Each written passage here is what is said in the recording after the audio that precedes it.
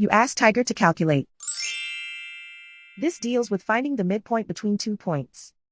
The midpoint between the 2 points is -79, -4. Let's solve it step by step. Plot the 2 points and calculate the midpoint using the formula. The coordinates of point 1 are, x1 equals -84, y1 equals 59. The coordinates of point 2 are, x2 equals -74, y2 equals -67. PM represents the midpoint of the 2 points.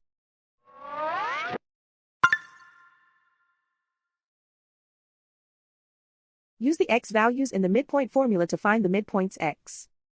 x1 equals -84. x2 equals -74. Simplify the arithmetic.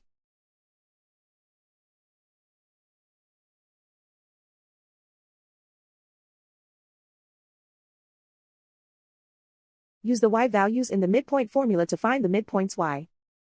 y1 equals 59.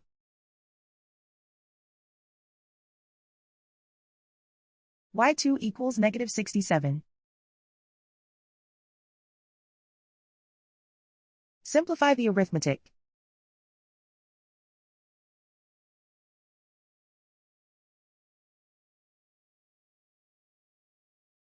And so, the midpoint is -79, -4.